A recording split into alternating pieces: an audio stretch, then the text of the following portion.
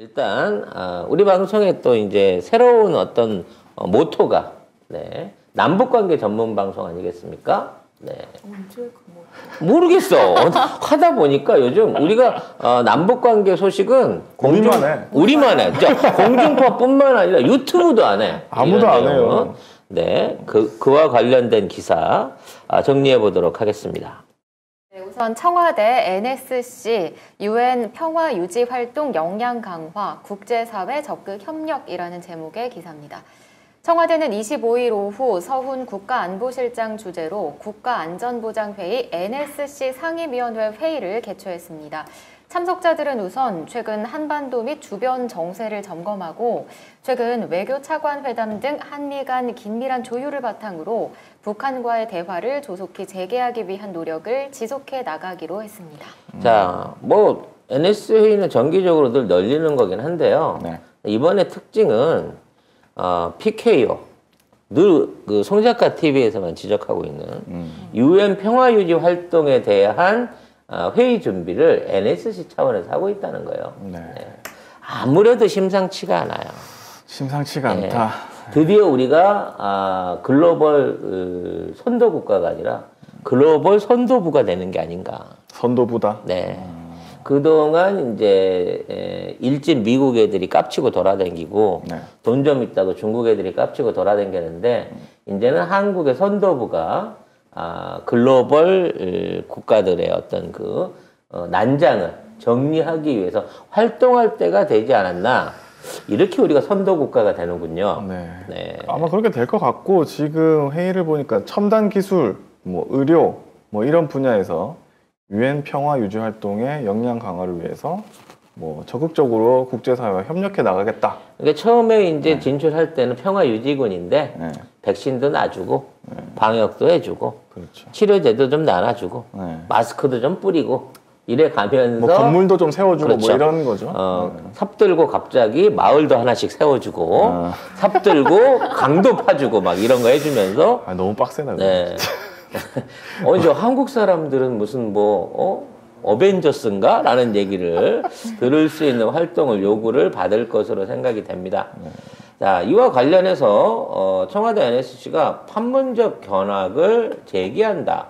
그리고 단계적 일상에 맞춰서 확대하겠다라고 얘기를 했어요. 네. 판문점 가보셨나요? 안 가봤어요. 땅굴 견학 같은 거 안 해봤어요? 땅굴? 응. 옛날에 간 것 같긴 한데 제 기억이 안 나요. 우리 때는 이게 정기적으로 학기에 한 번씩 갔었거든요. 땅굴 견학을. 땅굴을 네. 학기에 한 번씩 갔다고요? 네. 우리나라에 지금 땅굴이 몇 개 발견된지는 아십니까? 몰라. 그럼 공개되고 있는 땅굴이 무슨 땅굴인지는 알아? 모르죠. 어떻게 이럴 수가 있지? 안보 교육이 전혀 안 돼 있는 애들이네. 뭐예요? 몇 개나 있어요? 그런 건 군인들이나 알면 되지. 굳이 아니 일반인들이 근데 그거를 땅굴을 발견하고 1, 2, 3, 4 땅굴이 있어요.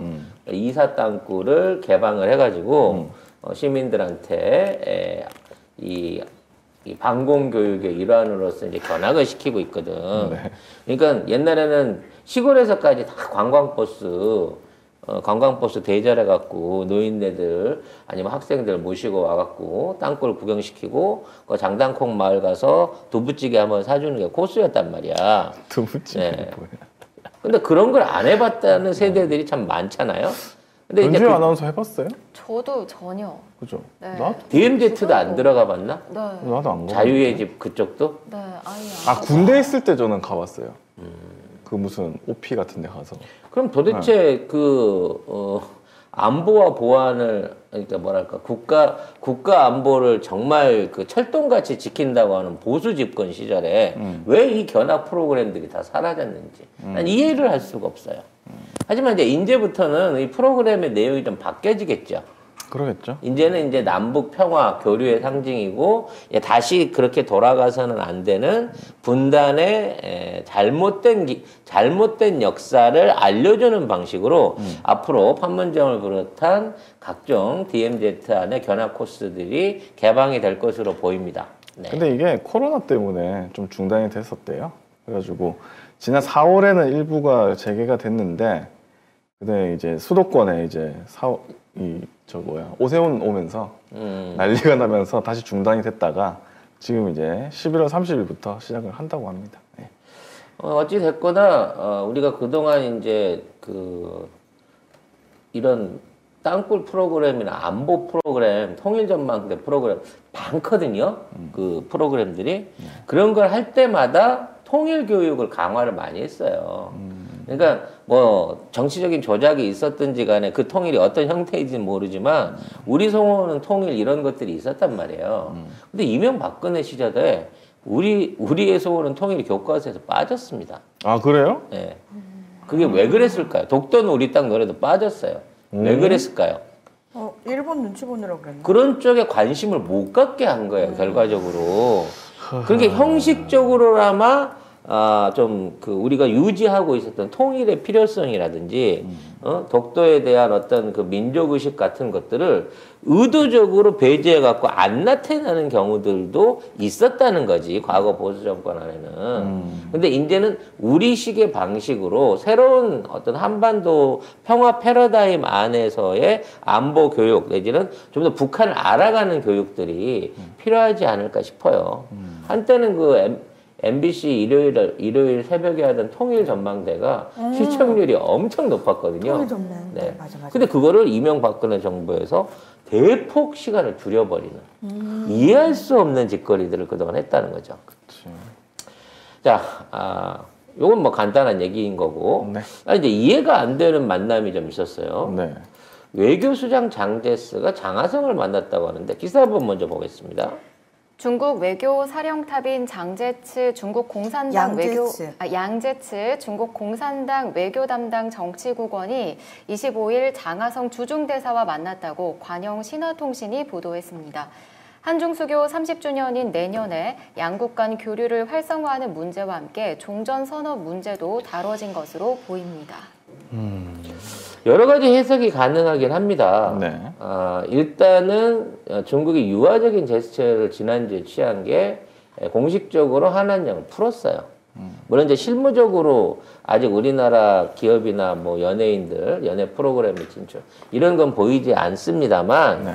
어찌 됐거나 이거를 해도 괜찮다라고 하는 선언은 먼저 있었다고 봐지는데 문제는 중국 내에서도 반응이 뜨뜻미지근하고 우리나라에서도 시큰둥한 거예요. 좋아할 줄 알았거든. 뭐가? 중국하고의 교류가 다시 열렸다. 뭐 중국인들이 다시 올 거다. 막 관광객이 늘 거 아니냐. 원래 이런 반응을 기대했던 거야, 중국은. 잠깐만, 걔 좀 뭐 착각하는 거 아니에요? 그러니까. 이거 옛날 생각이지. 그렇지. 그러니까. 지금은 제주도에서도 야 이제 중국 사람 와도 받지 마. 와도 받지 마 하고 있는 차원인데. 근데 그런 차원에서 일주일 동안 너무 시큰둥하니까 이게 아닌데 싶어가지고 주중대사한테 물어보러 간 거야. 왜 그래? 애정 식었어? 지금 딱 이 포지션 같거든요, 지금. 짠 오빠 생겼어? 이거 암수가 상당히 많이 바뀐 것 같은 느낌도 있긴 한데 아무튼 어찌 됐거나 이 상황에서 내년도에 30주년을 맞아갖고 뭔가 거창하게 좀 해보자. 한중수교 30년. 적극적으로 뭔가를 해보자라는 내용을 꺼내놨는데 별 대답을 못 듣고 간 것 같아요. 그러니까 여기 그냥 내용도 약간 가능성에 대한 이야기가 있는데 기사에 보면 올해 성사가 안 된 시진핑의 한국 답방을 염두에 둔 것이 아닌가. 가고 싶거든. 근데 가고 싶은데 내가 갖게 하면 뽀대가 안 나잖아. 이게 어떻게 30주년 기념해 갖고 1월 초에 빠르게 나 빨리 가고 싶으니까 좀 그럴싸하게 그치. 초청 좀 해주면 안 되겠니? 이 얘기거든. 그럴 수도 그럼 있겠다. 최소한 한 달 전에는 얘기가 와야 된단 와야지. 말이야. 근데 조용해. 보겠다는 말이 없어. 근데 우리가 너무 바빠 지금. 이렇게 저기 중국 잠깐 기다려. 우리 지금 너무 바빠. 전 세계에서 우리나라를 찾는 데가 너무 많아. 그렇지. 그리고 야 종전선언 한다면서 왜 전화를 안 해? 그래서 아니 꼭 네가 와야 되는 자리 아니야. 우리끼리 해도 되는 거야. 그렇다 보니까 아니 씨 이거 떡밥이 약한가 싶어가지고 이제 다시 물어보겠죠. 뭘 원하는데? 뭘 해줄까? 라고 지금 떡밥을 한 번 더 던지러, 아니, 그러니까 떡밥을 우리 믿기에 막 지렁이로 할까요? 뭐 어떻게 떡밥으로 할까요? 깻묵으로 할까요? 그거 물어보러 온 거지. 근데 우리는 니들한테 낚여주는 고기가 아니에요, 더 이상. 주사장님이 니네 모르니? 밥은 먹고 다니니? 뭐 이러고 이제 물어보고 있는 상황인 거죠. 근데 이 서울경제 기사에 보면은 왜 제목을 종전선언 논의했나라고 썼는지 알 수가 있는데, 맨 마지막에 보면은 신화통신에 따르면은 이 양재츠 정치국원이 지난달 28일에는 리용남 주중 북한 대사하고 면담을 했대요. 그러니까 북한하고 일단 얘기를 해놓고 우리나라 주한 대사, 주중 대사하고 얘기를 한 거죠. 그건 아마 그랬을 것 같은데 그 남쪽 동무들한테 물어보시라요. 뭐 이런 식으로 대답을 하지 않았을까? 이번에 그 베이징 올림픽 오나? 아니면 뭐 어떻게 내가 한번 둘이 손잡아 줄 테니까는 문재인 대통령하고 우리랑 같이 한번 기념사진 찍을 만한 사진 좀 하겠나? 라고 생각을 일 없습니다. 괜찮아요. 판문점에서 하는 게 다 뿌대나요? 진짜 이 모양인 것 같아요, 지금. 그러니까 괜찮아요. 그거를 일 없습니다. 이렇게 얘기하잖아요. 그러니까 자꾸 바이든도 뭐 외교적으로 안 온다 그러고, 뭐 영국도 그러고, 지금 호주도 지금 오커스 전부 다 약간 그런 느낌이거든요. 외교적인 그런 참여는 안 할 것이다. 올림픽에. 결과적으로 중국한테 기대할 게 없어요. 지금 전 세계 국가들이 이미 공급망 무너진 건 이제 한번 경험을 해봐서 대체 공급망 찾기로 했고, 이번에 뭐 석탄 문제 이것도 사실은 호주한테 두 손 두 발 다 들어버렸거든요. 그래서 예전에 사던 가격이 3배 사주기로 지금 재합의를 봤다라는 얘기가 있는데, 어찌 됐거나 만만해 보인 거지 이제. 옛날에 중국이 힘을 쓸 때는요, 중국이 갖고 있는 4조 달러 갖고는 엄청난 외환 보유고 때문에 말하자면 승질은 진짜 안 맞는데 돈이 많다 그러니까 어떻게 사채라도 좀 사게 써보려고. 그래서 이제 중국 눈치를 봐줬는데 이거 거지 깡통인 거 이제 알거든. 중국이 우리한테 뭘 해줄 수 있는데 했을 때 아무것도 줄 게 없는 상태인 거예요, 지금 중국은. 그렇죠.